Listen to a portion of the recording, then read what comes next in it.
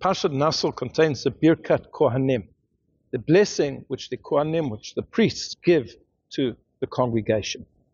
And technically speaking, this bracha, this blessing should be given each and every day in the morning service.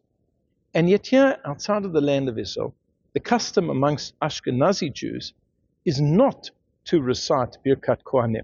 We don't recite it daily, and we don't recite it on Shabbat. We only recite it on the festivals. Pesach, Shavuot, Sukkot, Rosh Hashanah, and Yom Kippur. And the question is, why not? The Sephardim, they say Birkat Kohanim every single day.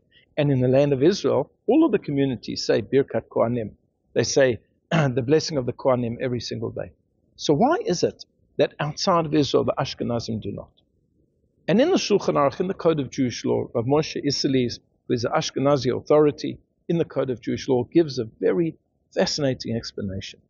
And he says that Birkat Kohanim, the blessing of the Kohanim, has to be given to the congregation with joy, with simcha. You can only give a blessing to a person with simcha. If somebody comes to you to ask for a blessing, and you look at them and you've got a grumpy look on your face and a sour expression, that's not a blessing. A blessing comes from the heart. It comes from a place of joy, of feeling, of emotion. The Kohanim have to give it with joy to the community. And says Rav Moshe Isserles, words that are very hard to come to terms with, that we who live here in the exile, we don't find ourselves in a situation of joy. We're always worried about what's going to happen to us, about where we're going to get our parnasah, our livelihood from. And we're worried about it even on Shabbat. It's only on those odd times during the year, on the chagim, on the festivals, that then we have true menuchas nefesh.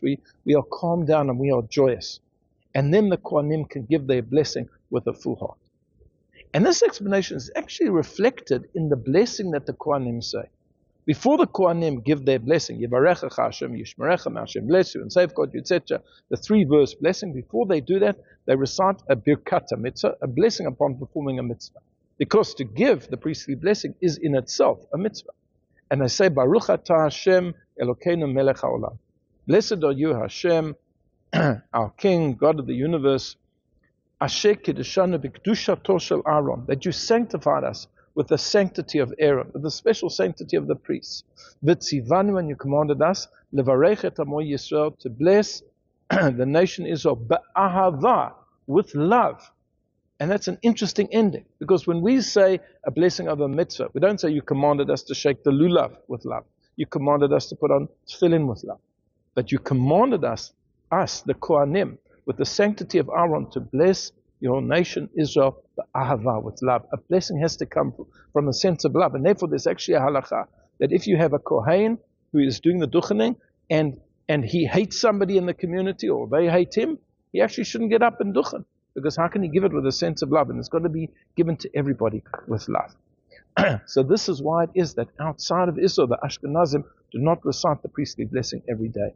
But it gives us a very important outlook, a hashkafa, into how it is that we should bless people. We should always do it with a heart full of love and a heart full of joy. I wish you a Shabbat Shalom.